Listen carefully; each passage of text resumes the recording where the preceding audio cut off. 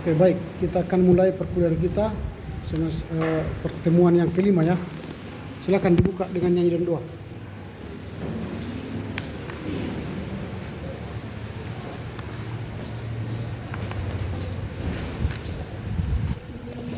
Belajar kita bernyanyi dari Jemaat 18 ayat 1.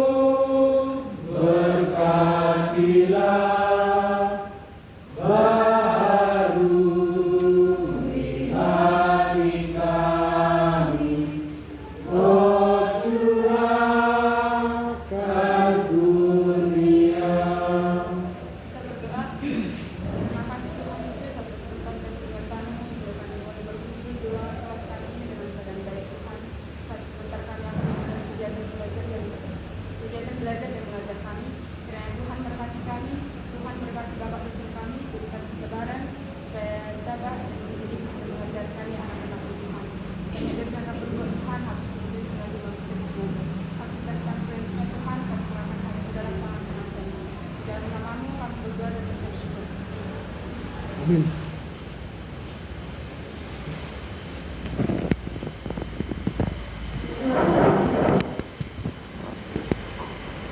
Baik, kita akan memulai perkuliahan kita. Sebelumnya saya absen dulu. Antonius Arjuren Aryanata Sia, Ayu Deborah Deviani,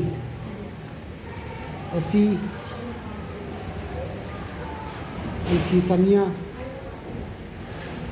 Exile, Hanna Uli, Hanna Lika Sina, Luki Fernando,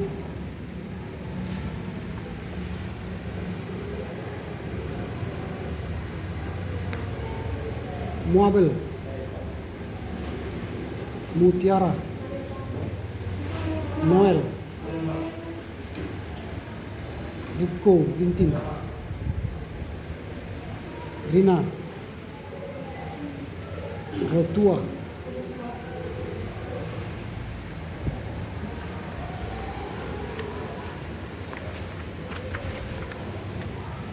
Roy, Sri, Sumitro, Cindy, Tegar Bangun,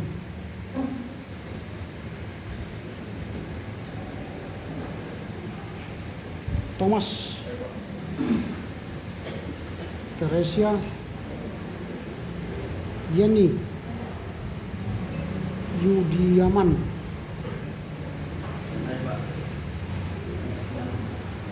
Yusdiaman, Jivanko.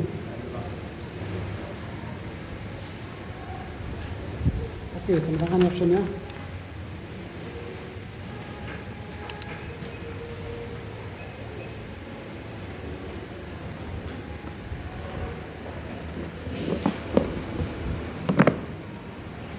Ya, hari ini kita akan membahas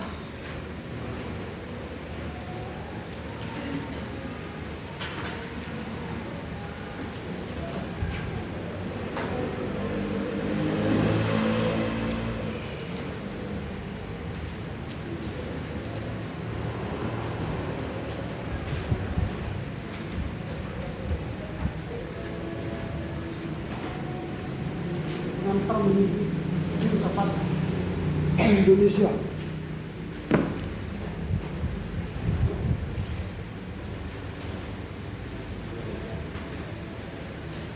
Sebelum saya jelaskan materi kita hari ini,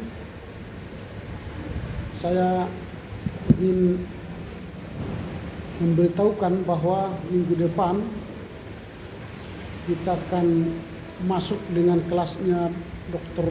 Charles Peterson, gabung ya, kelas B dengan kelas ini kelas D ya, D dengan C yang pagi itu A atau C, pagi jam 8 A, berarti D dengan A gabung. Hari Senin kita masuk jam 2 seperti ini, tapi di gedung di chapel ya.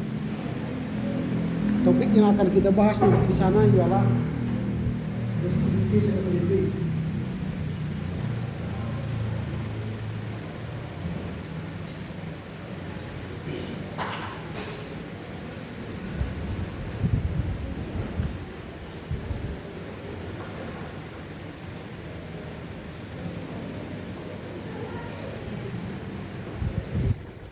Justification by faith according to Martin Luther. Silakan nanti dibaca buku-buku yang berkaitan dengan itu, pembenaran iman menurut Dr. Martin Luther, supaya kalian punya pengetahuan dasar tentang justification, pembenaran. Lalu silakan bertanya. Biasanya orang-orang Eropa ini senang bertanya kalau mereka sedang mengajar. Kita pun sebenarnya begitu, tapi kalian nggak mau bertanya. Dia pengalaman dia waktu mengajar di STHKIP, mahasiswanya aktif ya, bertanya, dia senang. Tapi ketika mengajar di sini, mahasiswanya malu-malu ya. Apakah malu-malu karena tidak mau bertanya atau memang dia tidak tahu apa-apa? Makanya satu minggu saya beri kesempatan untuk membaca-baca, bacalah buku-buku pembenaran oleh iman Martin Luther. Searching nanti di perpustakaan atau di internet, baca-baca lagi. Lalu sudah siapkan pertanyaan, bisa bahasa Inggris, bisa bahasa Indonesia. Jangan malu bertanya. Itu ya, ini hanya pemberitahuan. Kita di chapel hari Senin yang akan datang. Oke, ada yang bertanya soal ini, kegiatan ini? Tidak ada? Ya, kalau tidak ada kita masuk pada materi. Menuju filsafat Indonesia, ini sebuah kata yang menunjukkan filsafat Indonesia itu belum ada. Karena kita masih menuju kan belum sampai. Kalau di mana sekarang ya? Menuju kampus, berarti belum di kampus. Dia mungkin masih di Manhattan atau masih di Beijing. Itu kalau dikatakan menuju berarti belum ada, belum tiba. Mengapa kata menuju ini kita bahas sekarang?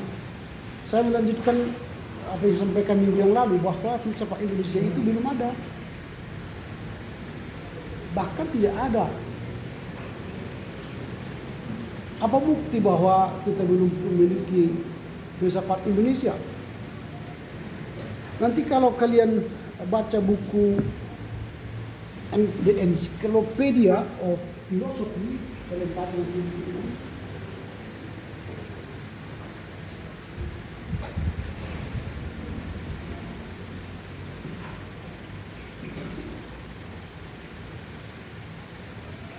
Ini ada sekitar 1.500 artikel yang ditulis oleh orang 500 orang. Tidak ada satupun dari artikel itu yang membahas filsafat Indonesia. Tidak ada. Di 1.500 tulisan. Ini 8 buku. Tebal-tebal. ensiklopedia filsafat dunia, di Encyclopedia of Philosophy 8 jilid, tidak ada satupun artikel yang membahas filsafat Indonesia. Jadi dari 500 orang penulis kontributor, dari Asia hanya 6 orang. Satu dari Mesir, satu dari Persia, dan 4 orang dari Cina. Tidak ada. Jadi kalau tidak ada di Encyclopedia of Philosophy, mungkin kita berkata oke, nggak ada di Encyclopedia internasional, mungkin ada di Asia. Kita lihat lagi di buku The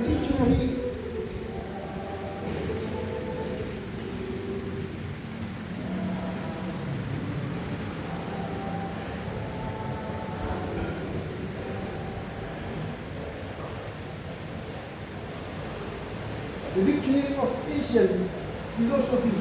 Oh, ini juga Asia. Buku filsafat, kamus filsafat Asia. Di situ pun tidak ada satupun tulisan dari filsafat Indonesia atau penulis Indonesia. Tidak ada. Dan orang-orang yang menulis di buku The Dictionary of Asia Philosophy itu banyak dari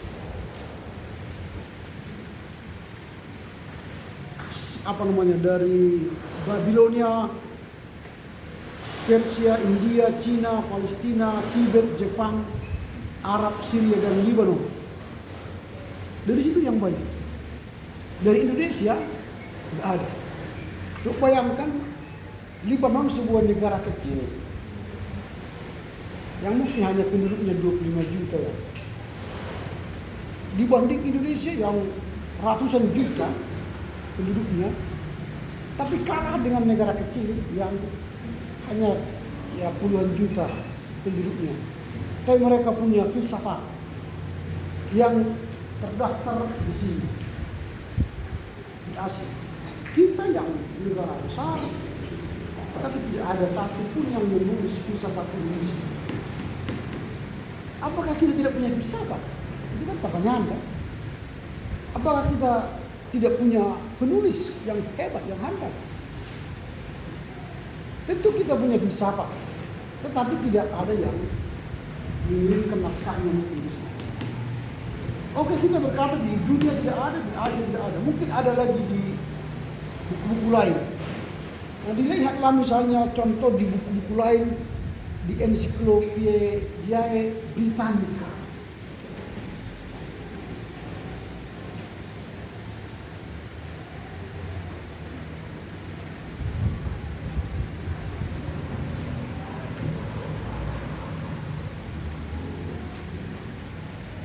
Atau di buku Encarta Encyclopedia.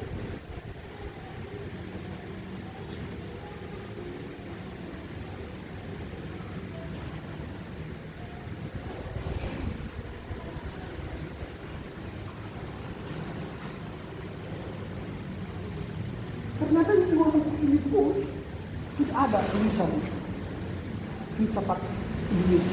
Tidak ada tulisan-tulisan para filsuf Indonesia. Ini sudah 25. Ini 1972. Tidak ada filsafat Indonesia ditulis atau filsuf-filsuf Indonesia yang menulis itu. Itu sebabnya kita masih menuju filsafat. Kita masih berproses ongoing menuju adanya filsafat Indonesia. Jadi nanti kalau kalian googling di internet, klik filsafat Indonesia, tidak banyak, bahkan ya agak minus yang dibahas. Pasti yang keluar di atas itu, yang pertama itu Wikipedia, karena nggak ada yang membahas. Ini ya Wikipedia. Gak ada yang membahas ensiklopedia atau filsafat Indonesia, nggak ada. Di Wikipedia, Wikipedia itu kan anak kecil pun bisa memasukkan ke sana. Inilah bukti bahwa filsafat Indonesia belum ada. Nah sekarang kalau tidak ada, lalu gimana? Apakah kita berhenti? Lalu kita mengatakan, oh nggak ada, memang filsafat Indonesia itu di mana-mana nggak ada. Nah, kita akan melihat bagaimana usaha atau upaya-upaya orang-orang Indonesia yang ingin supaya filsafat Indonesia itu ada dan dimulai supaya ada. Nah, ada beberapa orang yang berupaya untuk melahirkan filsafat Indonesia itu. Misalnya ada M. Nasrun,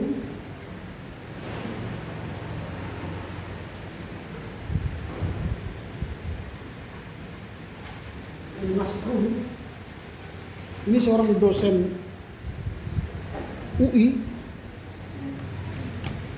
Dia mencoba berupaya untuk melihat keberadaan filsafat Indonesia itu. Lalu dia mendudukkan filsafat Indonesia itu dengan filsafat Timur dan Barat. Lalu setelah dia dudukkan, dia perlihat, dia teliti, dia perhatikan, maka mulailah dia mengambil sebuah kesimpulan bahwa filsafat Indonesia itu adalah filsafat yang khas. Filsafat Indonesia itu adalah filsafat yang khas. Artinya filsafat yang khas itu dia tidak timur, tidak barat.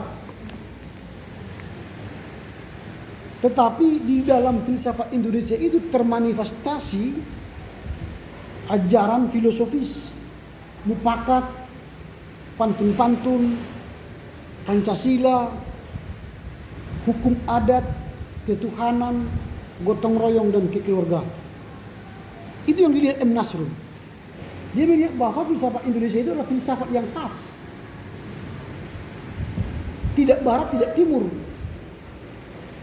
Tetapi di dalamnya termanifestasi ajaran atau filosofi mufakat, pantun-pantun, Pancasila, hukum adat, ketuhanan, gotong royong dan kekeluargaan. Itu kesimpulan awal dia. Itu berarti ada harapan akan lahirnya filsafat Indonesia. Karena dia melihat ada filsafat yang khas. Jadi filsafat Indonesia itu bukan barat, bukan timur. Tetapi dia di dalamnya termanifestasi ajaran filosofi, mufakat, pantun-pantun, Pancasila, hukum adat, ketuhanan, gotong royong dan kekeluargaan. Itu menurut M. Nasrun.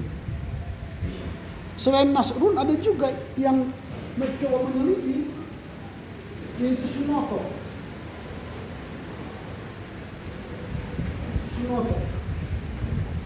Sunoto ini melihat filsafat Indonesia itu dalam filsafat Jawa, daerah atau etnik ya. Dia melihat bahwa filsafat Indonesia itu ada dalam filsafat Jawa. Artinya tidak menyeluruh dia teliti. Dia hanya fokus pada filsafat Jawa. Tetapi selain Sunoto ada juga R. Pramono.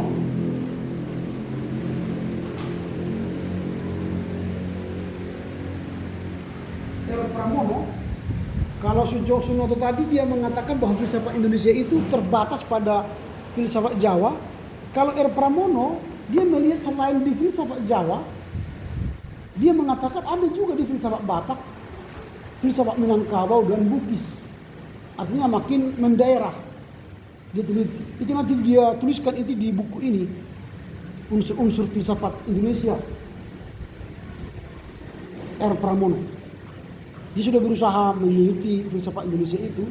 Dia seorang dosen UGM dan dia membuat penelitian tentang filsafat itu ada dalam filsafat Jawa, filsafat Batak, filsafat Minangkabau, dan filsafat Bugis. Artinya dia mau membuktikan secara akademis ada filsafat Indonesia. Nah, selain itu masih ada lagi Jakob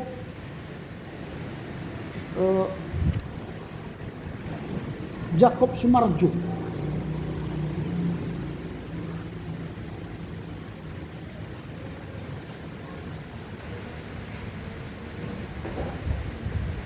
Jakob Sumarjo dia lebih maju lagi. Dia sudah menerbitkan 2 buku yang melihat soal eksistensi filsafat Indonesia itu. Buku yang pertama yang dia tulis ialah Arkeologi Budaya Indonesia.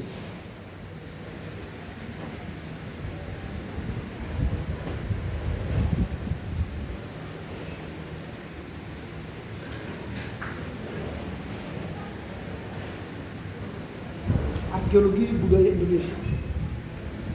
Dalam buku ini Jakob Sumarjo dia membahas tentang ringkasan sejarah kerohanian Indonesia,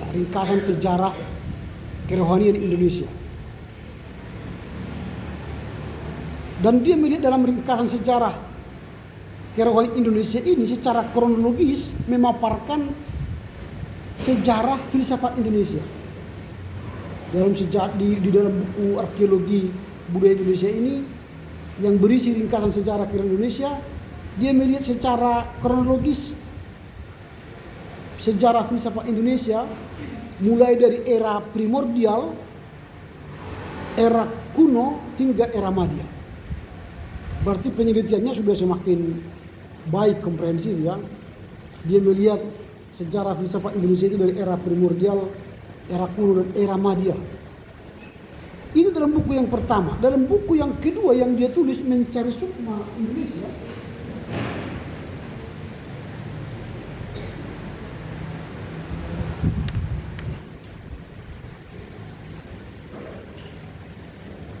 dalam buku Mencari Sukma Indonesia ini Jakob Sumarjo lebih dalam lagi. Dia melihat di sana ada perkembangan dari filsafat lama ke filsafat modern. Artinya Jakob Sumarjo melihat ada lompatan yang jauh dari filsafat lama ke filsafat modern. Secara ontologi, secara epistemologi dan secara aksiologi, filsafat Indonesia itu sudah menuju filsafat modern. Ini menurut bukunya di Mencari Sukma Indonesia itu. Maka ada perkembangan yang mendasar secara ontologi, secara epistemologi, secara aksiologi.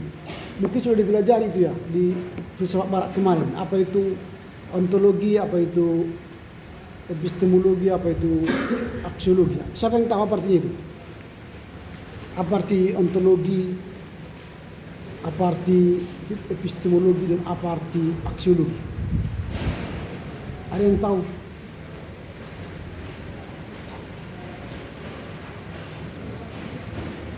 Lupa lagi ya. Gak ada yang tahu ya. Ya habis belajar langsung lupa gitu ya. Nah, kalau secara ontologi berarti dia bertanya tentang apa yang ada. Ontologi, apa yang ada. Bagaimana hal itu ada. Atau apa-apa sifat intrinstiknya. Jadi pertanyaannya, apakah dunia nyata? Apakah konsep-konsep abstrak itu nyata?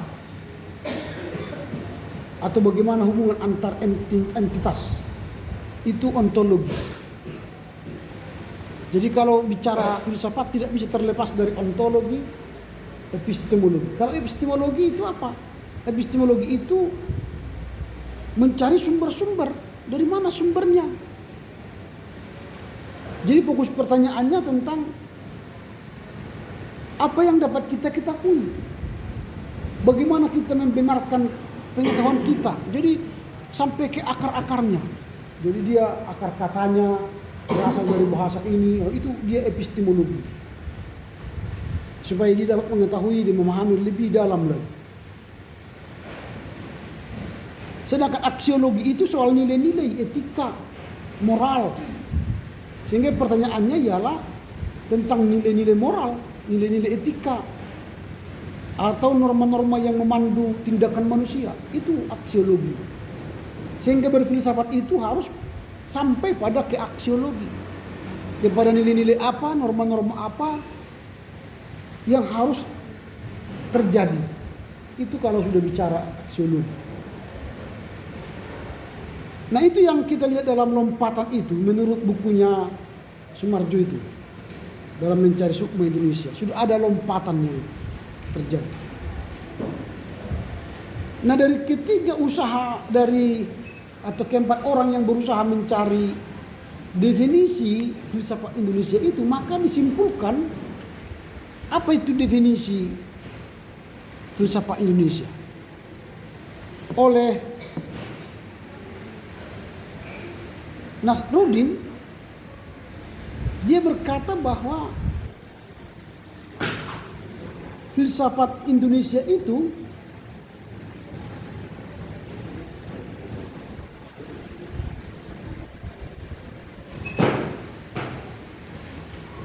adalah sekumpulan ajaran-ajaran filosofi.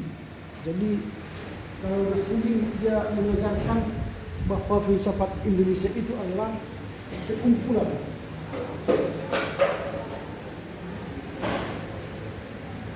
ajaran filosofi, sekumpulan ajaran filosofis yang asli Indonesia. Jadi yang asli Indonesia.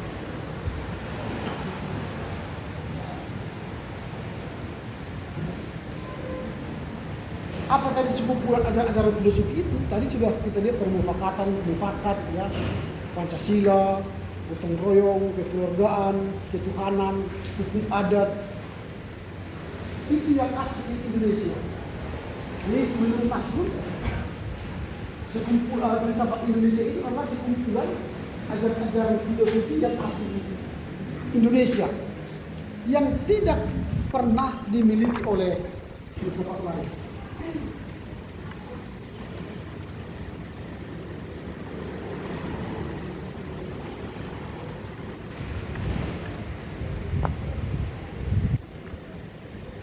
Tidak pernah dimiliki oleh filsafat lain. Itu menurut Nasruddin. Dia mendefinisikan filsafat Indonesia itu Indonesia sekumpulan ajaran-ajaran filosofi yang asli, yang tidak pernah dapat di filsafat lain. Nah sedangkan R. Pramono dia mengatakan filsafat Indonesia adalah kekayaan budaya kita sendiri. Kekayaan budaya bangsa kita sendiri. Sana, sebentar. Ya. Halo.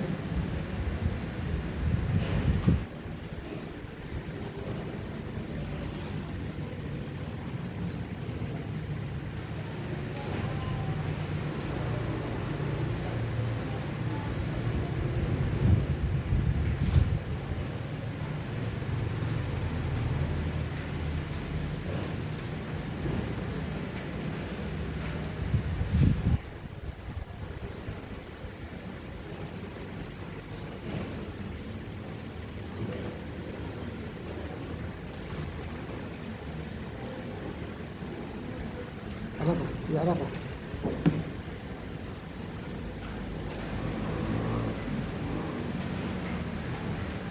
Apa? WA aja, WA tidak kedengaran, tidak apa.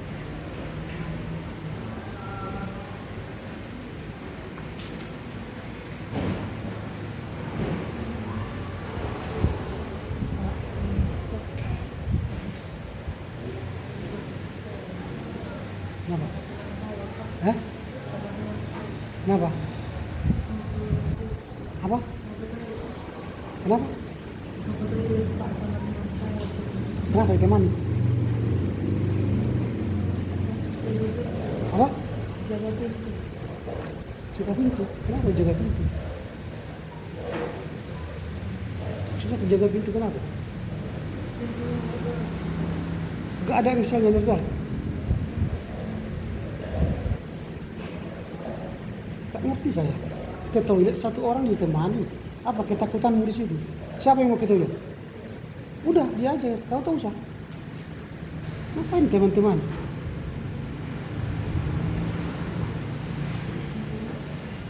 Udah pergi aja.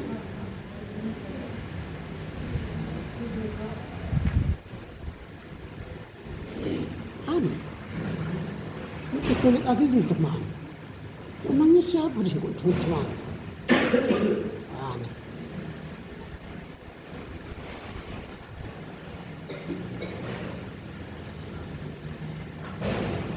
Sebentar ya, ini ada anak saya mau pulang.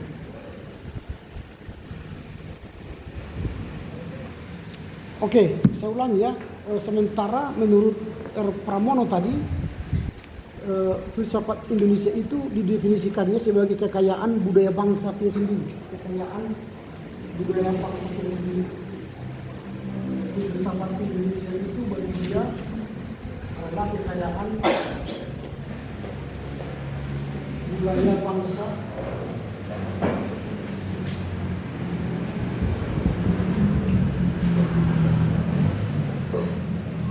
kekayaan budaya bangsa sendiri itu menurut dia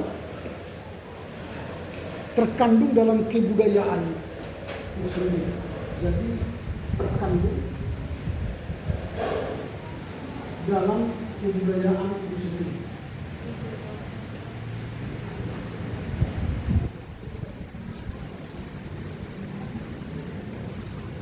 Nah itu menurut Pramono, bahwa kebudayaan itulah yang melahirkan filsafat. Artinya di dalam kebudayaan itu ada filsafat Indonesia. Maka dia katakan kekayaan budaya bangsa Indonesia itu yang terkandung dalam budayanya ada filsafat. Maka dia meneliti tadi filsafat Batak, filsafat Minangkabau, dan filsafat Bugis. Artinya semua suku-suku Indonesia punya filsafat. Dan filsafat itu dalam budaya itu terkandung karakter manusia. Misalnya kalau orang Batak itu kan terkenal karakternya keras. Mengapa kita dikenal karakternya keras? Karena makanan kita keras-keras kan. Ikan asin, ikan teri, makannya kan semua makanan kita keras-keras. B1, B2. Itu makanya muka kita pun bersegi-segi kan. Segitiga, segi 5 gitu kan. Karena setiap hari keras yang dimakan keras. Dia serama pun makan ikan teri, jadi nasi. Yang lembek-lembek paling telur kan. Sayur-sayurnya pun keras, daun ubi. Akhirnya yang banyak zat besi dalam tubuhnya. Jumpa sama orang pun tersenggol dia langsung jatuh karena penuh zat besi. Coba bandingkan dengan orang Sunda yang makan lalapan, daun-daunan, oncom, makan tempe tahu. Ya mereka halus kan, kulitnya halus, wajahnya lonjong, ayu, manis. Banyak orang Batak yang jadi cinta ke sana. Apalagi orang Batak BTL ya, dan Batak terbang langsung ke Bandung, langsung ke Jogja kan. Karena sakit ayunya mereka langsung tergoda gitu. Tujuan mau kuliah, pulang bawa anak. Itu karena kalau di Jawa enak sekali berpacaran kan. Kalau di sini pacaran mau dipegang tangannya, pegang tangan mamaku, jangan pegang tanganku. Kasar kan? Dan di Jawa, jangankan kau mau pegang tangannya, disedorkan tangannya. Bang, mana bang? Apa enggak jantungan ke dia? Jantungan orang Batak itu di sana. Akhirnya lupa kuliah. Lalu pas mau wisuda, dia bilang sama istrinya, kan sudah menikah tapi tidak diketahui orang tua.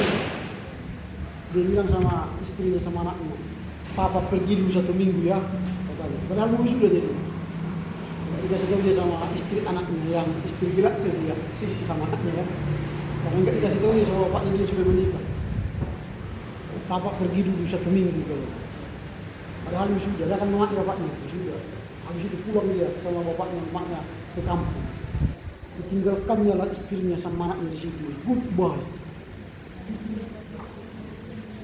Itu kisah nyata. Orang Batak ini kelakuannya. Ngeri loh orang-orang. Akhirnya gereja-gereja Batak di sana dipenuhi, dibanjiri anak-anak yang tanpa ayah yang jelas. Datang ke gereja. Ada juga yang bertanggung jawab, mungkin ceritakan dia sama istri sama anak itu kan. Pulang dia juga ke Bandung. Lalu dia bilang sama bapaknya, Pak, menikahlah aku. Tahan lagi aku. Bapaknya istri itu menikah dia. Secara sah. Tapi tinggalkan anaknya di Bandung. Seolah-olah belum punya anak. Diberkati di gereja. Sah. Pulang mereka ke Bandung setelah menikah. Lalu mereka katakan, Pak, kami udah lama menikah nggak punya anak. Kami adopsi ke anak ya. Karena yang diadopsi anaknya itu. Kisah nyata itu. Itu soal karakter. Dalam budaya itu ada karakter. Di tariannya pun kan gitu. Kalau tarian orang Jawa itu kan halus. Gini kan, kalau kita tegang, kan, seandainya ada orang yang melawan, ini kan gampang. Karakter. Tulisan-tulisan pun gitu. Dari tulisan, kalau tulisan-tulisan orang Jawa itu, kalau ingin mau membuat hurufnya huruf mati, ya hanya begini huruf Jawa. Misalnya membuat huruf ma menjadi m, dia harus pangkat. Jadi harus dia bikin menjadi m. Kalau Batak, kalau ingin mematikan satu huruf dari huruf itu, dia akan buat misalnya ini. Kalau ini kan Rama. Kalau ini. Tapi supaya dia menjadi Ram, maka dia buat pengolah. Diolah supaya mati menjadi M. Diolah. Jadi makanya tradisi itu, aksara itu juga tak karakter. Jadi orang Jawa itu tidak pernah melawan orang. Dia hanya pangku. Ada musuhnya misalnya. Oh je mas je, monggo. Tapi setelah pergi kawannya langsung. Kalau di Belangkonnya itu kan ada sini bendol. Wah, setelah monggo mas, monggo. Awas kau. Itu tradisi. Jadi kalau kita orang Batak ingin menghentikan orang, pakai bangolat kan, meninggal, apa kawan? Henti, mati. Itu karakter itu dari bangolat itu. Makanya banyak orang Batak pengacara, jago bicara. Kalau jago bicara, jago berdebat, wah orang Batak. Kalah semua suku-suku di Indonesia. Sekarang hanya orang Batak yang punya tradisi mengolah. Apa? Siapa? Lalu kita juga beda dalam geografi. Di Jawa sana kan datar. Makanya manggil orang pun harus, Pak, makan, yo, kan? Mereka dengar karena nggak ada yang membatasi, yang menghalangi. Ayo makan Pak, udah siang. Ya, makan. Coba kalian di bukit gunung, di hutan, coba manggil Pak makan. Sampai 30 tahun juga dia dengar. Dan Papa, makan. Hei. Yang lucunya angin dari sana, bapaknya di sana. Hei, dibawa ke sana di suaranya. Akhirnya dia lari bilang, memanggil bapaknya. Itu karakter. Makanya orang-orang Batak itu mengapa pandai bernyanyi karena sudah terbiasa bersorak-sorak. Hei, di situ. Hei. Jadi dia dia parahma, paru-parunya besar. Ketika bernyanyi, bisa menyimpan nafas yang banyak. Makanya dia bernyanyi dengan bagus. Tapi kalau kalian yang tidak pernah berseru-seru, bersorak-sorak waktu kecil manggil-manggil, biasanya tidak bisa bernyanyi. Karena ruang paru-parunya sedikit nafas. Atau ketika anak-anak kalian sering nangis, ditinggal bapak mama, itu biasa menjadi penyanyi. Biasanya kan, bapaknya orang semua masih cantik. Biarkan aja, diam sendirinya nanti. Kalau begini-gini kan kapan lagi main campur kan?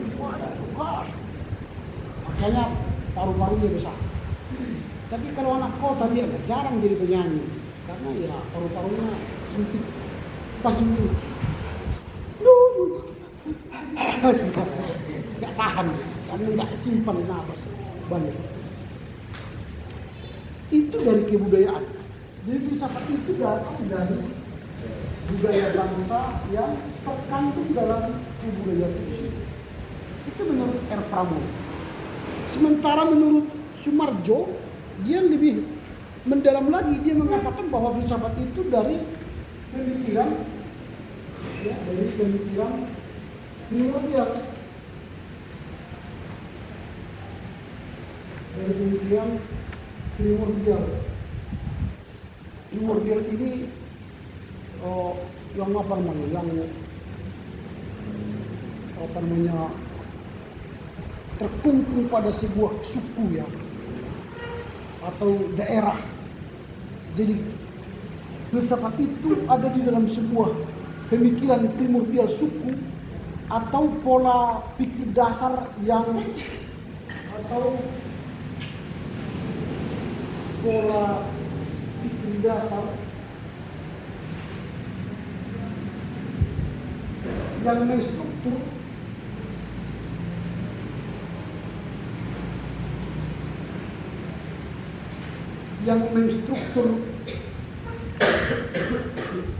seluruh bangunan karya budaya.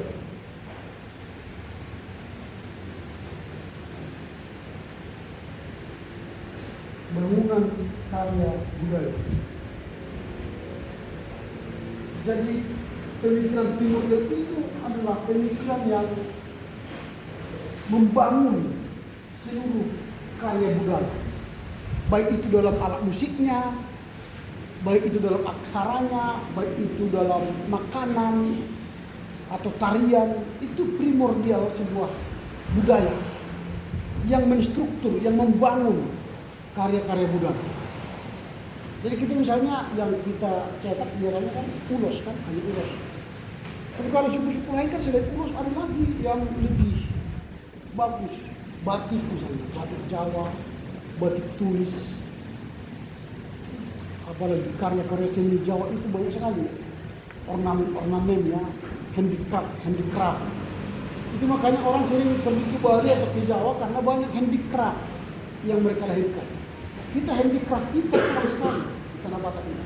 Nggak mungkin ulos dibuat handicraft kan, nggak mungkin. Ulos itu harus ada kainnya. Kalau handicraft itu kan bisa ukur-ukuran.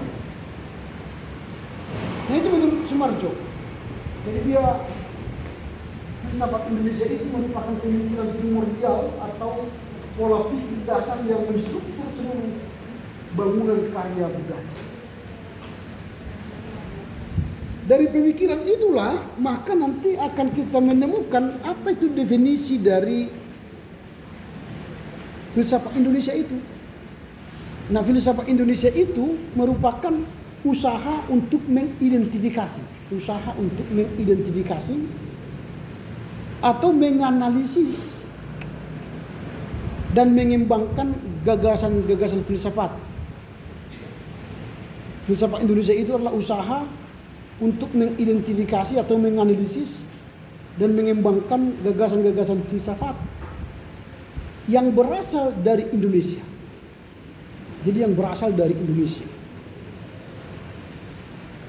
Artinya filsafat Indonesia itu mencoba menjawab pertanyaan-pertanyaan yang mendasar atau fundamental.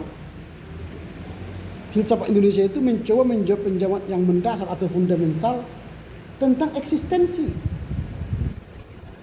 Tentang eksistensi, kebijaksanaan hidup, moralitas, dan nilai-nilai konteks budaya Indonesia. Itulah filsafat Indonesia. Jadi dia mencoba menjawab pertanyaan-pertanyaan fundamental yang mendasar tentang eksistensi, kebijaksanaan hidup, moralitas, nilai-nilai dalam konteks budaya Indonesia. Itulah filsafat Indonesia. Nah sekarang bagaimana karakteristik filsafat Indonesia itu? Nah karakteristik filsafat Indonesia mencerminkan kasanah budaya Indonesia.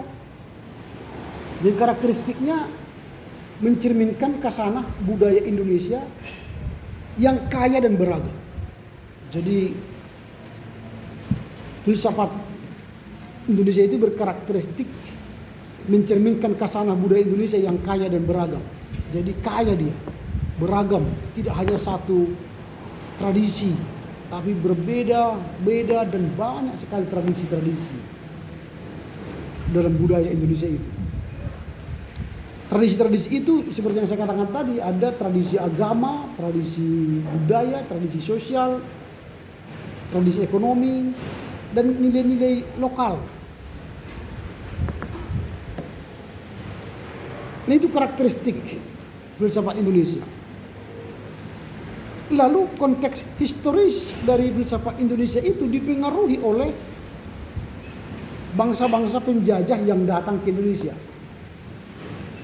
Karakteristiknya tadi sudah jelas. Sekarang bagaimana konteks historis dari filsafat Indonesia itu?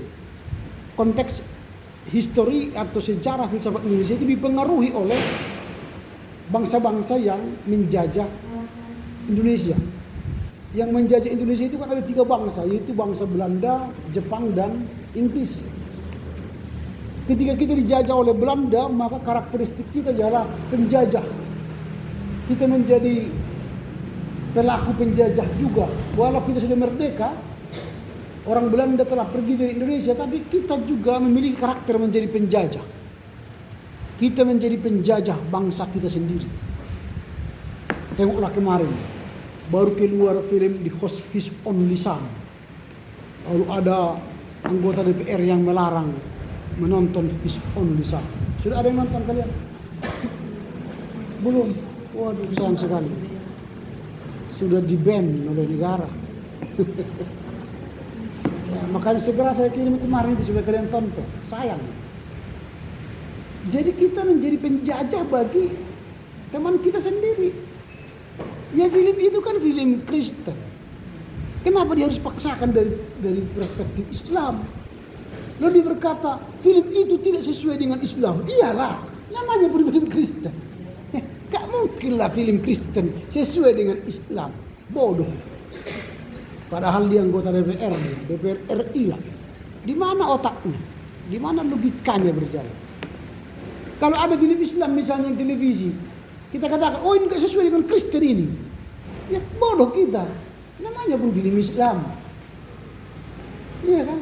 Film-film apa namanya itu film-film ajab dan sengsara misalnya. Ya Allah. Yalah, itu kan Islam. Gak mungkin dia katakan ya Yesus. Padahal itu film ajab dan sengsara. Gak mungkin lah. Paling ya Allah, berilah hambamu kekuatan. Cengeng sekali. Itu terserah mereka. Tapi apakah kita terganggu iman kita gara-gara film itu? Enggak kan? Karena itu ya film Islam untuk orang Islam. Jika ada misalnya film-film Hindu disebarkan di media-media bioskop misalnya.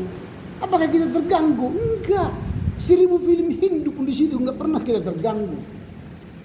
Tapi ini masa satu film Kristen terganggu sejagat? His only son. Gara-gara Ibrahim dalam bahasa mereka, Abraham dalam bahasa kita kan, membunuh Ishak. Lalu ketika dia mau bunuh, tiba-tiba bunyi seekor domba, gitu kan. Nah, di agama Kristen kan di sana dombanya. Bukan si Ishak berubah jadi domba, bukan. Si Ishak tetap si Ishak, tapi ada domba di sana. Akhirnya dia tidak jadi membunuh Ishak. Dia berkata Tuhan telah menyelamatkan. Maka Ishak pun lepas dan diambil mereka lah domba itu untuk dikurbankan. Tapi kalau versi mereka beda. Ketika Ibrahim hendak membunuh Ismail, tiba-tiba Ismail berubah jadi kambing. Berbeda kan? Ismail berubah jadi kambing. Ismailnya kemana? Aneh itu kan. Jadi lebih logis kita kan.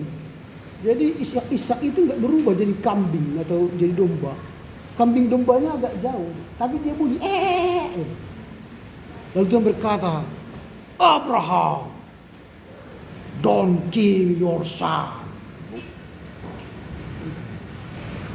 Bunyilah domba itu. Oh, berarti dia sudah diselamatkan. Ganti. Gitu.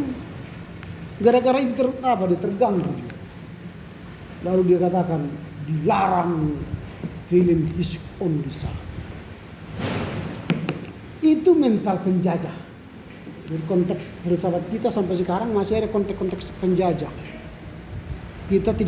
Kita merdeka sih merdeka, tapi terjajah oleh agama-agama minoritas. Yang kedua, kita dijajah orang Belanda, orang Jepang. Itu 3,5 tahun, tidak membekas sebenarnya itu. Tapi setidaknya adalah terkesan dari mereka itu untuk usaha kerja.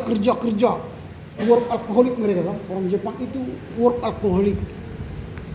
Orang Jepang itu kalau bekerja keringatan. Kalau kita makan keringatan. Berbeda. Kalau kerja enggak keringat tapi makan keringatan. Kalau orang Jepang kerja itu keringat. Kalau makan enggak banyak, sedikit, tidak keringatan mereka. Nah itu filsafat Jepang. Lalu orang Inggris itu tidak lama menjajah kita. Tapi orang-orang Inggris ini ketika mereka menjajah, lalu mereka transfer knowledge. Kalau orang Belanda 350 tahun menjajah kita, tidak pernah transfer knowledge. Yang tahu bahasa Belanda itu hanya of the month. Hanya orang raja-raja yang tahu bahasa Belanda. Kalau rakyat jelata nggak ada yang tahu bahasa Belanda. Tapi orang Inggris, kalau setiap jajahan mereka transfer knowledge dan diajari bahasa Inggris. Lihatlah Malaysia, Filipina, Afrika, India, semua tahu bahasa Inggris. Kita nggak ada yang tahu bahasa Belanda. Tahu bahasa Jepang nggak tahu, bahasa Inggris pun nggak tahu, tak apa bahasa kita tahu. Apalagi kalian yang sudah sudah di generasi sekarang, bahasa ibu kalian pun nggak tahu. Aku nggak ngerti lagi rimbang katanya. Nggak tahu dia bahasa Toba, bahasa Karo, bahasa Malungun, bahasa Diri. Bangga dia hanya tahu bahasa Indonesia. Siapa yang tidak tahu bahasa daerah, bahasa ibunya? Banyak kan? Bangga pula itu, nggak tahu dia. Aku nggak ngerti aku lagi bahasa Karo. Padahal dia mau menjadi pendeta di Karo yang berbahasa Karo. Aku nggak bisa lagi berbahasa Toba kan. Kalau dia mau pendeta di HKI, GKPI, iya kan? Kalau jadi pendeta di GKPI, mulailah latih berbahasa Toba sekarang. Sekarang waktunya. Jangan nanti dipermalukan jemaat kau. Bisa ibu bahasa Toba? Enggak. Pulanglah kau. Kami butuh pendeta yang tahu bahasa Batak di sini. Salah satu syarat pendeta HKBP di Amerika bukan tahu bahasa Inggris, fasih bahasa Toba. Itu syaratnya. Karena mereka nggak tahu bahasa Toba. Mereka ingin belajar bahasa Toba. Tiba-tiba dia ingin melamar jadi pendeta HKBP luar negeri. Melamar apa dia mau berbahasa Inggris dia nggak terima. Orang sana nggak butuh bahasa Inggris. Mereka udah tahu bahasa Inggris. Yang mereka butuhkan ya bahasa Toba. Itu secara konteks historis. Itu sebabnya kalau dikatakan pengantar menuju filsafat Indonesia, maka upaya-upaya tadi adalah upaya ingin menghasilkan filsafat Indonesia. Artinya ada langkah-langkah untuk menuju atau menghasilkan filsafat Indonesia. Sampai di sini dulu ada pertanyaan kira-kira. Ada pertanyaan?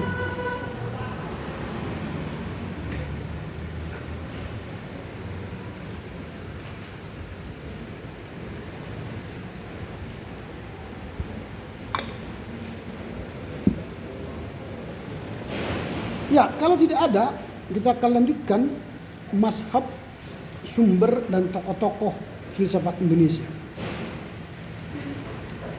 Mazhab, sumber dan tokoh-tokoh filsafat Indonesia. Mazhab dari filsafat Indonesia itu terdiri dari 3. Yang pertama mazhab Jakarta. Mazhab Jakarta ini lebih pada pembahasan filsafat Islam, hubungan filsafat dengan agama Islam. Itu biasanya yang ditekankan dalam filsafat Jakarta ini, hubungan filsafat dengan Islam. Lalu yang kedua adalah mazhab Yogyakarta. Mazhab ini dikenal dengan mazhab filsafat Jawa. Filsafat Jawa yang kaya sekali. Karena dia punya keraton, kerajaan, dan juga punya buku-buku untuk Tantular, Sutasoma. Filsafat Jogja itu penuh dengan filsafat Jawa. Lalu yang ketiga filsafat Bandung.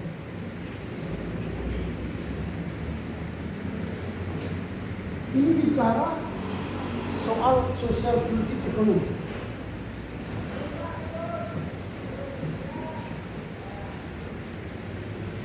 Sosial politik ekonomi. Ini soal mazhab. Nah sekarang kita akan melihat sumber-sumber dari filsafat Indonesia itu dari mana? Sumbernya yang pertama itu agama. Di sumber filsafat Indonesia itu agama. Agama itu agama Islam, Hindu, Buddha, dan agama-agama lokal. Agama-agama lokal itu misalnya Keharingan, Kejawen, Kemenak, Permalin, dan ada lagi macam-macam agama di daerah lain. Itu agama-agama. Lalu yang kedua sumbernya ialah kebudayaan lokal.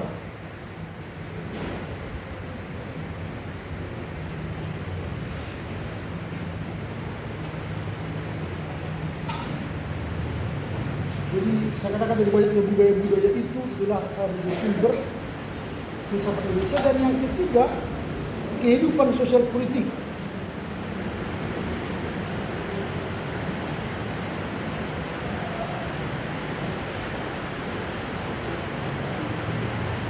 Kehidupan sosial politik.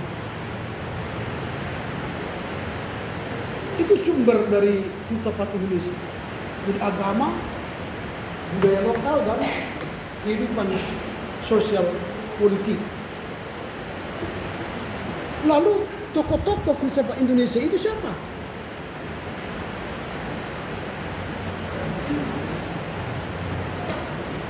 Tokoh-tokoh tokoh yang terkenal dalam filsafat Indonesia, misalnya contoh H.B. Yasin. Siapa yang tidak mengenal H.B. Yasin?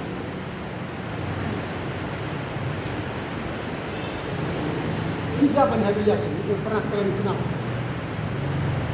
Tidak pernah kalian dengar nama H.B. Yasin? Waktu belajar bahasa Indonesia pasti kalian disinggung dengan nama-nama H.B. Yasin. Ini kan filsafat sastra Indonesia yang membuat ejaan yang disempurnakan bahasa Indonesia, itu kan H.B. Yasin. Dia juga seorang filsafat budaya, terkenal juga sebagai filsafat budayawan atau filsafat sosial, H.B. Yasin. Yang kedua, Nurholis Majid. Ini juga pastilah pernah dengar nama ini.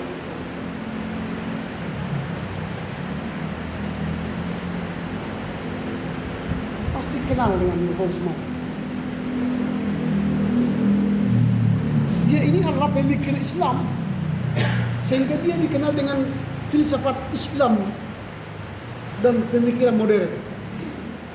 Dia mencoba menghubungkan filsafat Islam dengan pemikiran modern, sehingga dia dikenal menjadi filsafat Islam modern dan modernitas di Indonesia. Jadi filsafat Islam dia bawa ke dalam pemikiran modernitas modern. Lalu yang ketiga, Sujatmiko.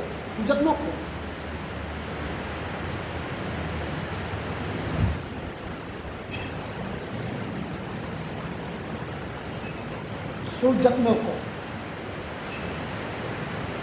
ini pun pastilah kalian pernah dengar nama ini. Dia ini terkenal dengan filsafat politik atau filsafat demokrasi.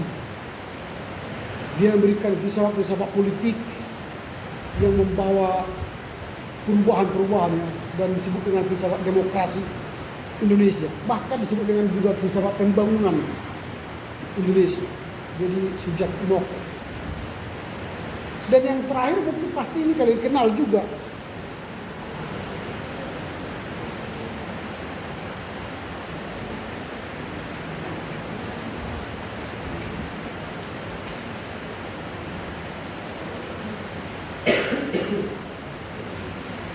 M.H. Ainun Najib, pasti kenal. Nggak kenal juga ini. M.H. Ainun Najib, atau disebut dengan juga Cak Nun.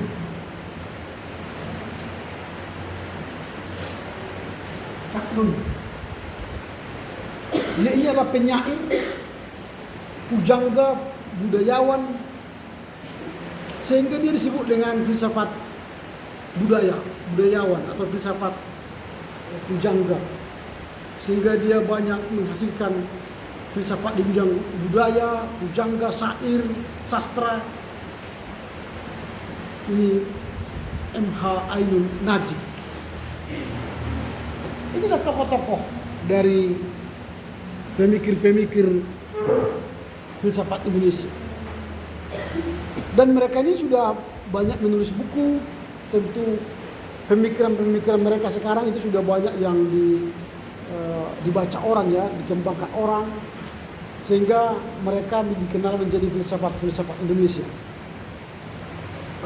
Walaupun ya tentu belum masuk ke buku-buku yang saya sebutkan tadi ya, The Encyclopedia of Philosophy, The Dictionary of Asian Philosophy, atau Encarta Encyclopedia, atau Encyclopedia of Britannica, belum masuk. Karena itu sudah lama dicetak ya. Kalaupun nanti masuk ada lagi buku baru.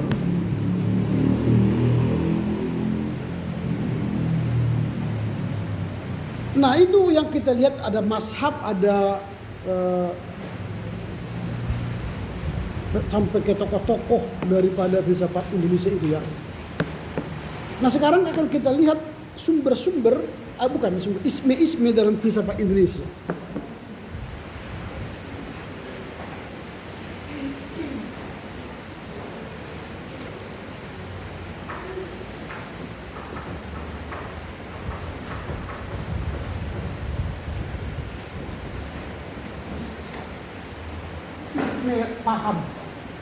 paham dalam filsafat Indonesia itu. Ada paham-paham dalam filsafat Indonesia. Apa paham-paham yang ada dalam filsafat Indonesia? Yang pertama itu ialah Islamisme. Nggak mungkin Kristenisme kan. Paham Islamisme ini berkembang dan bahkan mereka sudah menghasilkan nilai-nilai dalam realitas budaya, sosial dan politik Indonesia. Tadi saya katakan filsafat Jawa sudah dipengaruhi Islam. Kemudian realitas sosial juga sudah banyak bernuansa Islam. Pakaian-pakaian kita sudah bernuansa garis Islam. Bahkan tidak hanya itu, dalam politik sekarang sudah ada perda-perda syariah. Perda-perda syariah. Dilarang minum tua. Kan itu perda syariah. Dilarang memelihara babi di Kota Medan. Kan itu perda-perda syariah. Itu Islamisme. Dilarang pergi menjual minuman keras. Memang kalau minuman keras kan nggak bisa diminum kan? Namanya minuman keras. Batu, kaca mana bisa diminum? Kan keras. Dilarang lah, jangan minum ya. Tapi yang lunak, mencair minum lah. Memang bahasa kita Indonesia ini bahasa aneh-aneh, minuman keras katanya kan. Ya, kalau minuman keras dilarang minum. Ya siapa yang minum itu kan? Gak bisa masuk lah kalau minuman keras. Kan banyak bahasa Indonesia kita yang kita tidak mungkin kita mengerti tidak secara letterlet ya, tapi secara epistemologi tadi, epistemologi kita paham. Banyak itu kata-kata seperti itu kan. Kalau kalian cari dalam bahasa Indonesia banyak sekali. Nah itu ada ismenya, Islam, isme. Yang kedua ialah ada paham keindonesiaan atau Indonesiaisme.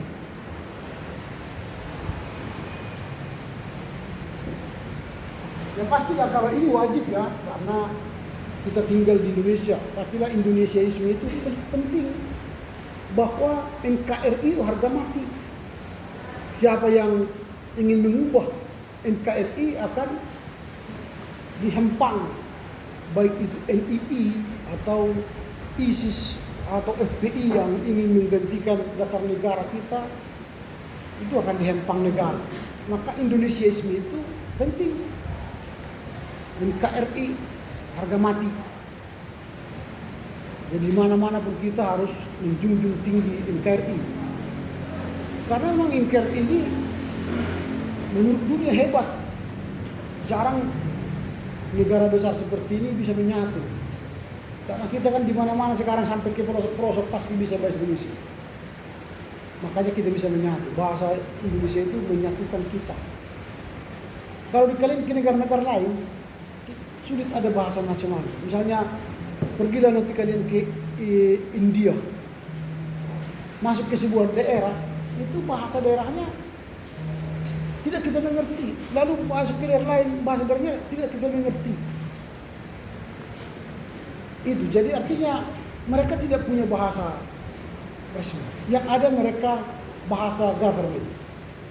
Government language itulah bahasa Inggris. Tapi national language enggak ada. Walau suku yang terbesar di sana adalah Hindi, bahasa Hindi. Kayak kita misalnya di Indonesia Jawa. Tapi bukan bahasa Jawa, bahasa nasional kita. Bahasa Indonesia. Itu keindonesiaan atau Indonesiaisme. Nah, yang ketiga ialah nasionalisme.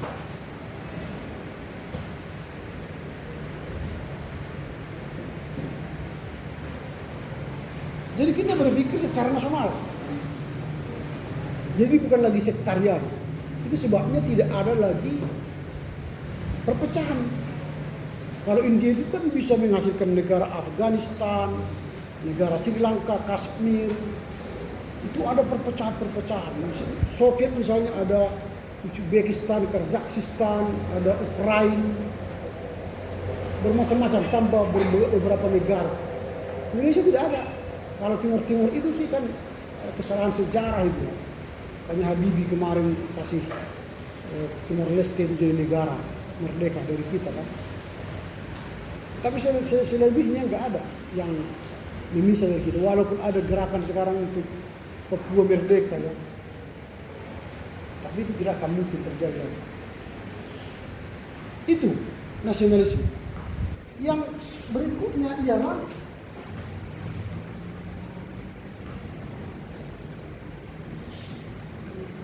humanisme. Jadi negara kita ini memiliki paham filsafat kita human, manusia. Kita menekankan filsafat martabat, pentingnya hak asasi manusia, menghargai nilai-nilai kemanusiaan, keadilan sosial, dan pembangunan manusia secara holistik. Itu humanisme. Di mana-mana itu sama. Entah negara manapun pasti humanisme ada. Lalu yang berikut ialah marxisme.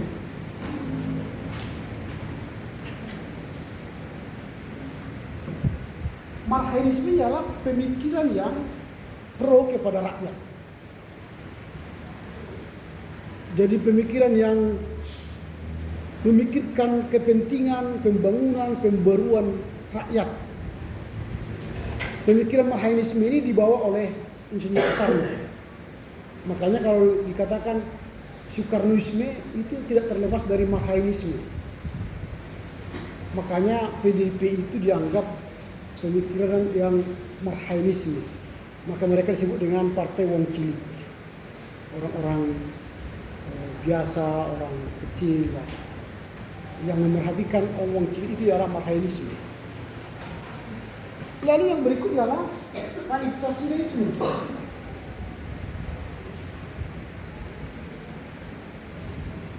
Jadi apapun yang menjadi dasar organisasi kita di Indonesia tidak boleh lepas dari Pancasila sebagai dasar negara, organisasi, dan persekutuan kita. Walau kita gereja, harus kita cantumkan asas bernegara Pancasila.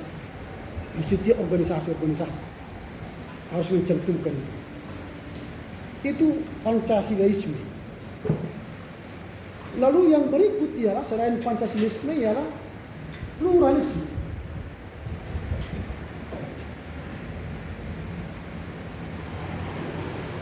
Kita mengakui bahwa Indonesia adalah negara yang Bhinneka Tunggal Ika, beragam-ragam, tapi satu juga.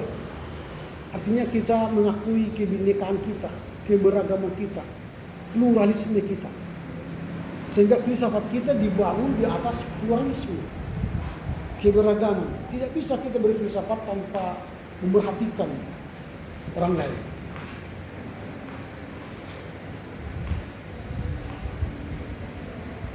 Inilah isme-isme yang ada dalam filsafat Indonesia. Sampai di sini dulu, ada pertanyaan kira-kira?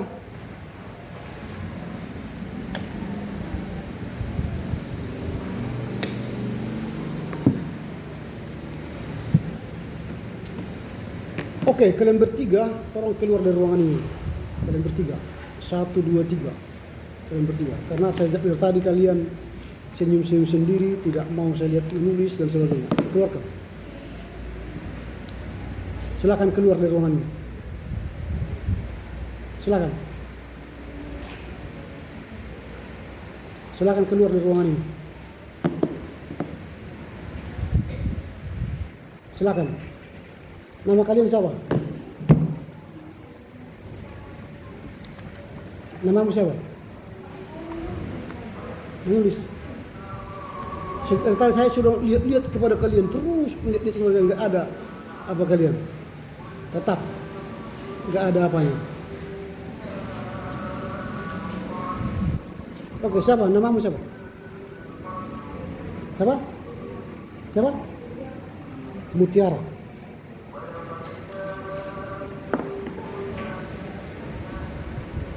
Sampingmu siapa? Apa? Hanna. Oke, kalian dua keluarlah. Kalian dua keluar. Kalian dua keluar.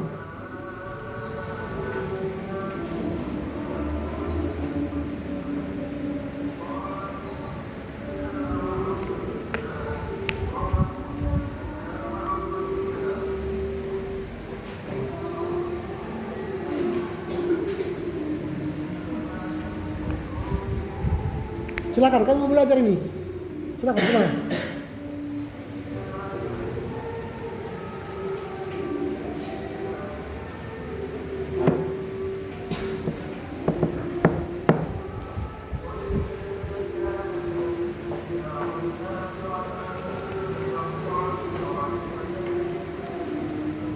Saya sudah capek ngomong-ngomong, mereka asik ngomong-ngomong. Hati-hati ya, mataku ini lihat kalian semua. Saya ngomong pun saya perhatikan kalian. Tak mencatat pun kalian, saya lihat tanganmu bergerak apa tidak. Saya kasih kalian bertanya, nggak ada yang bertanya.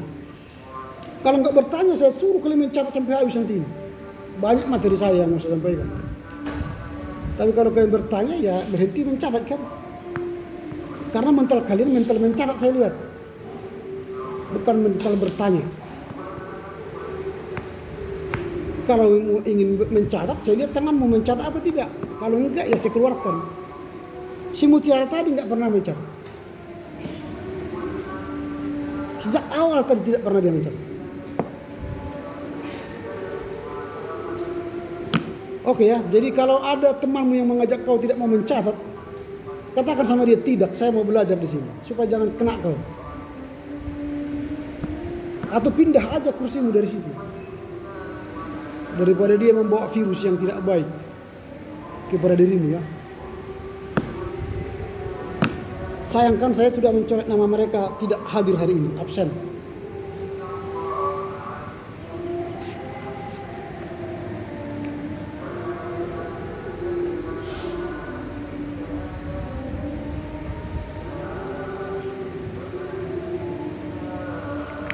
Jangan juga namamu nanti seperti itu lagi.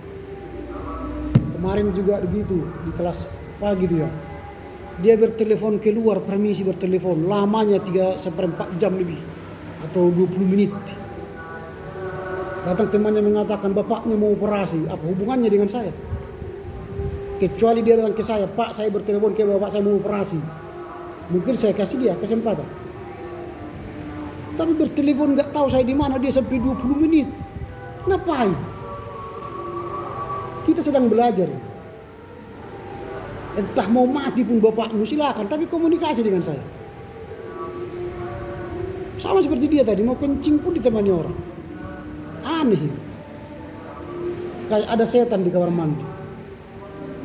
Jangankan di kamar mandi, di sini pun ada setan.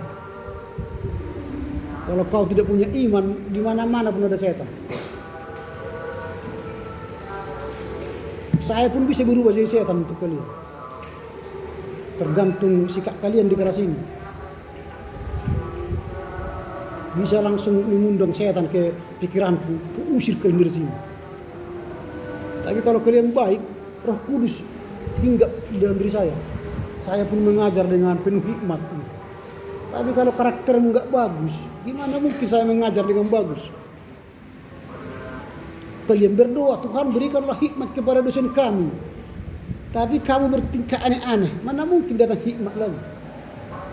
Yang datang ya kutukan datang. Oke, kita akan melanjutkan ya.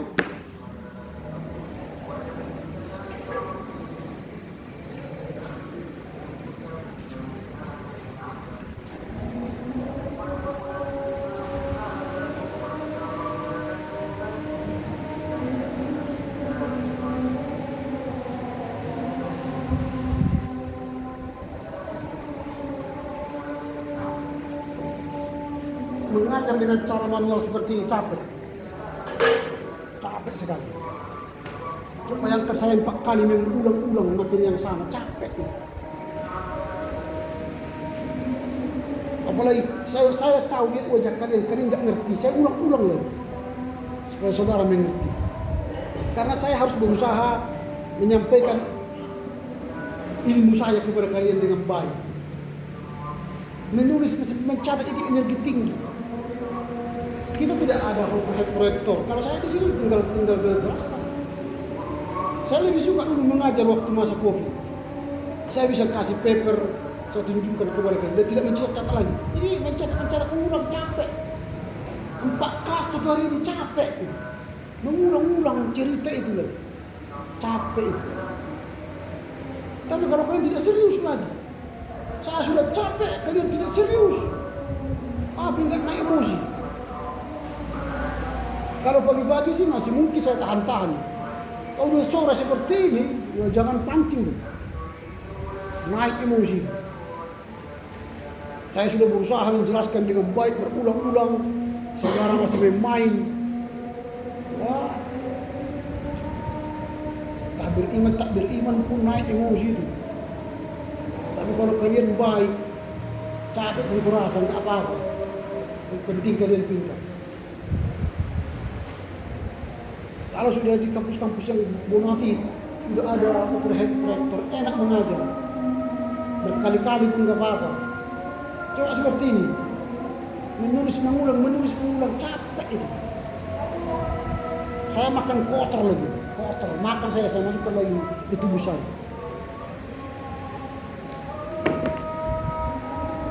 Oke, kita masuk pada periodisasi.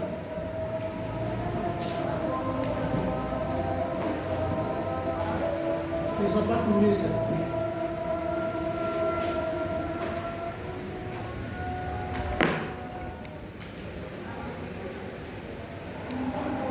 Nah, periodisasi filsafat Indonesia itu tidak sama dengan periodisasi filsafat Barat. Filsafat Barat itu periodisasinya berdasarkan tahun.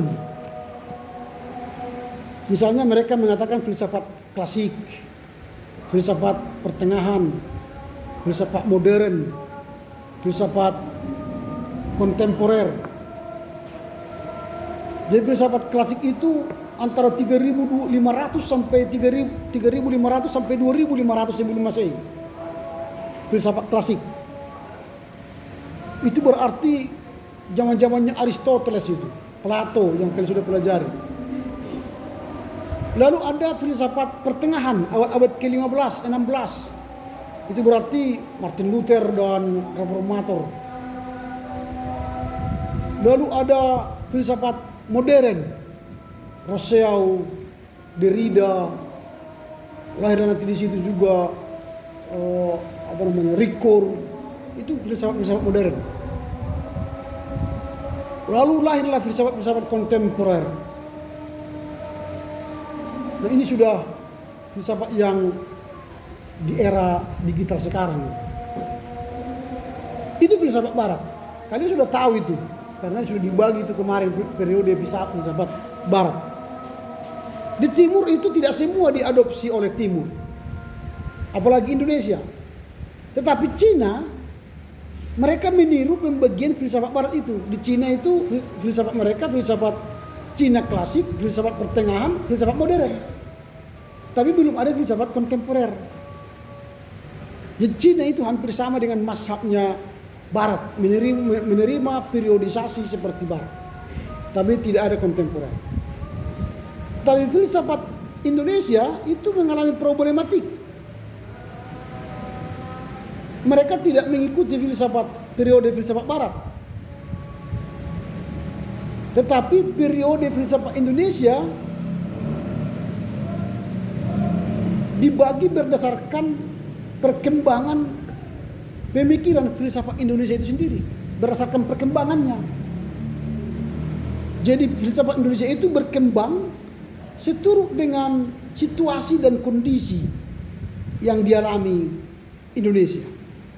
Itu sebabnya nanti periode filsafat Indonesia itu dimulai dengan periode masa pra-kolonial.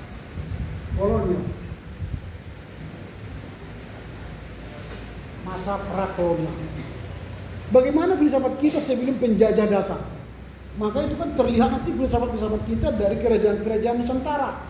Filsafat Majapahit, filsafat Mataram, filsafat Sriwijaya, Emputang Tular, Sutasoma, itu filsafat-filsafat kita.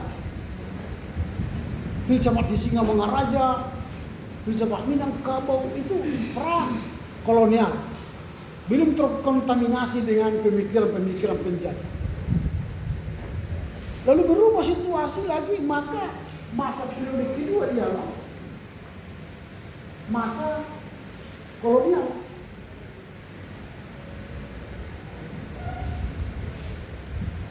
sudah masa kolonial ini, maka pemikiran filsafat kita dipengaruhi oleh penjajah itu. Saya katakan tadi, penjajahan Belanda, Jepang, dan Inggris. Kita berubah-ubah cara pandang hidup kita, filsafat kita. Lalu setelah itu apa? Yang ketiga ialah masa kemerdekaan.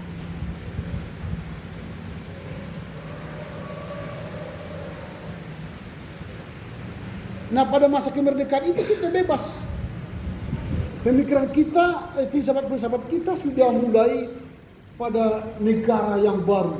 Pemikiran negara yang baru.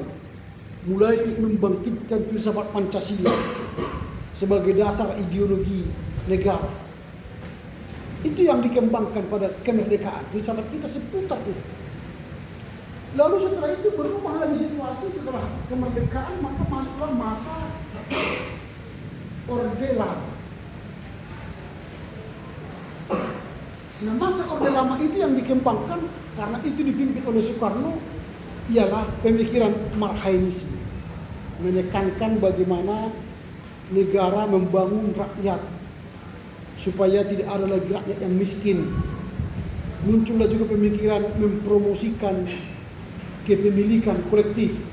Kepemilikan kolektif itu, kalau ingat dulu kalian mengingat, itu namanya ideologi daripada komunis. Maka lahirnya dulu Nasakom, Nasional Agama Komunis. Pemikiran kolektif. Harta itu tidak boleh dimiliki oleh perorangan, tapi harta itu harus dimiliki bersama. Kolektif, itu komunis, pemikiran komunis yang diangkat dari pemikiran Marxisme. Lalu akhirnya ditolak dari Indonesia. Pemikiran komunis ditolak dari Indonesia karena terjadinya coup d'etat, pembunuhan kepada 7 jenderal. Lalu situasi berubah, maka berubahlah menjadi masa Orde Baru.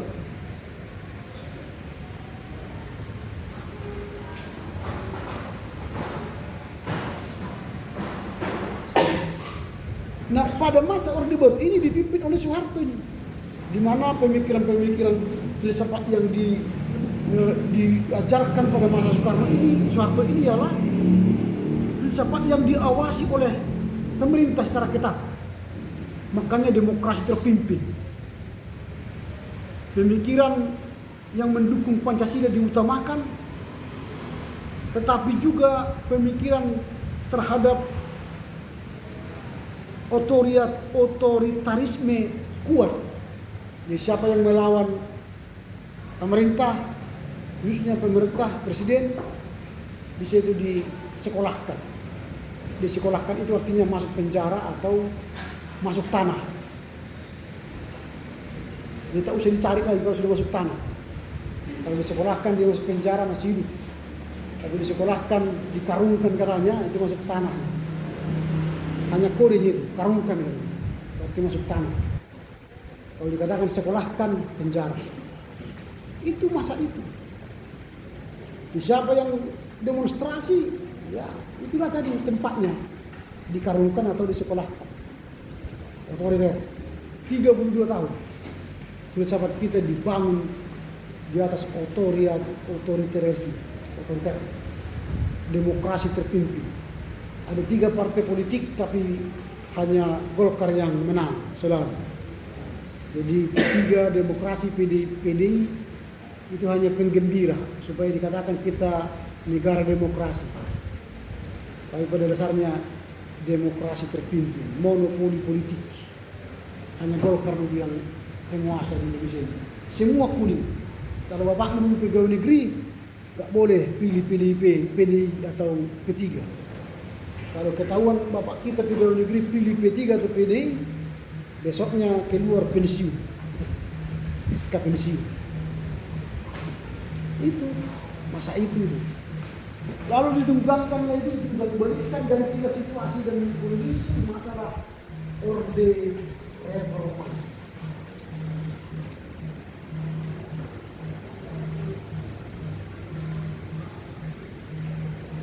Ini dimulai sejak 1938, di mana turunnya Soeharto, rejim Orde Baru diganti dengan rejim era reformasi.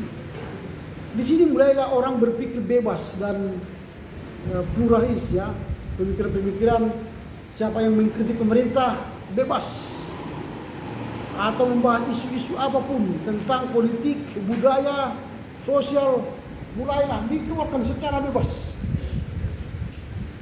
Kita pikir dulu zamannya Orde Baru itu demokrasi terpimpin itu karena di situ waktu itu adalah korupsi berjemaah ya, terstruktur. Jadi korupsinya terstruktur, diatur oleh sistem. Lalu di masa reformasi korupsinya bukan terstruktur tapi berjemaah sama rame-rame dan tidak ada malunya. Ditangkap dia, dikasih baju oranye, tertawa sendiri. Aneh Indonesia ini, sudah ditangkap dia koruptor, membela diri lagi dan senyum tertawa.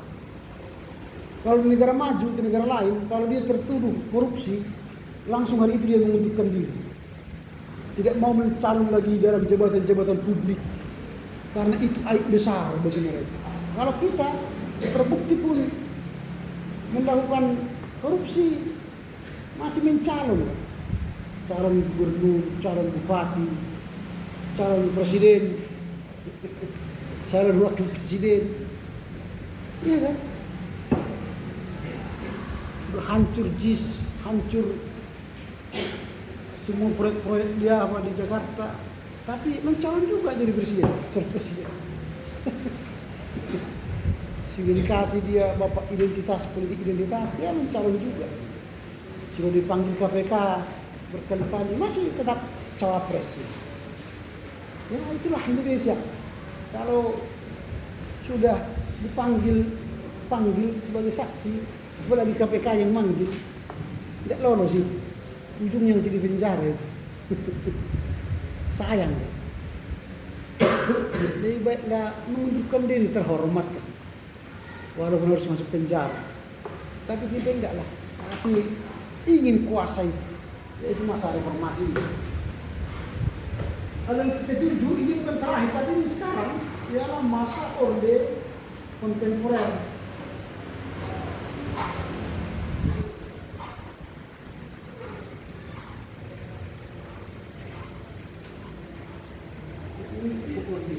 Masa reformasi, masa kontemporer. Nah, masa kontemporer ini kita menghadapi suatu keadaan yang global ya, perubahan global dengan adanya era digital, perkembangan teknologi, perubahan-perubahan isu-isu yang berkembang, pluralisme, demokrasi, hak asasi manusia, lingkungan hidup. Ini menjadi pusat perhatian. Jadi filsafat kita pun berubah ke sana. Ya suka tidak suka, kita tidak akan bisa menghentikan perubahan global ini. Maka kita masuk masa kontemporer. Sama seperti filsafat barat juga sekarang sudah masuk kepada filsafat kontemporer. Orang sekarang sudah bicara bagaimana tinggal di Mars. Karena bumi sebentar lagi padat, penuh. Orang-orang Amerika sudah berhasil masuk ke Mars. Dan hampir sama dengan bumi. Nanti kalau bisa ke Mars, banyak orang yang pindah ke Mars. Langsung bangun sekolah di sana, sekolah STT. Itu yang pertama, supaya penghuninya jangan ada yang jahat kan. Langsung pendeta banyak di sana nanti kan. Tapi kalau banyak pendeta nggak ada jemaahnya, siapa yang udah ya? Ya ke Mars sekarang. Ntar lagi pernikahan di Mars, ya. Tinggal di bumi. Biasanya begitu-begitu dulu nanti. Karena dulu waktu sampai ke bulan, orang kecewa. Kaulah bulanku, kaulah bintangku, kan kita bilang gitu kan. Ternyata sampai di bulan itu tidak memberi kehidupan. Bulan itu berbatu-batu. Kalaupun kita berjalan terbang dia, nggak ada oksigen. Jadi kita kalau tidak bisa menyeimbangkan tubuh, dan terbang terus, kayak roh yang melayang-layang. Sayang, cung terbang gitu. Ngejarnya 1000 tahun lagi mengejarnya. Udah habis waktu. Udah habis oksigen. Iya, itu jadi kalau kalian pacaran janganlah bilang kaulah bulan, kaulah bintang. Karena nggak ada kehidupan di sana. Kematian yang ada di sana. Gantilah kalimatnya kaulah Marsku gitu ya. Karena ada kehidupan di sana. Ada oksigen, ada air. Itu kan sudah ada kehidupan itu. Lalu lebih cepat sampai ke Mars daripada ke bulan. Kata mereka sih, aku belum pernah. Yang pernah aku alami bulan-bulanan. Ke bulan belum pernah. Tapi bulan-bulanan sering gitu. Oke, sampai di situ ada pertanyaan? Kalau tidak ada kita tutup lah ya. Sampai jumpa minggu depan dalam pertemuan kita di aula ya. Silakan tutup dengan doa dan nyanyi.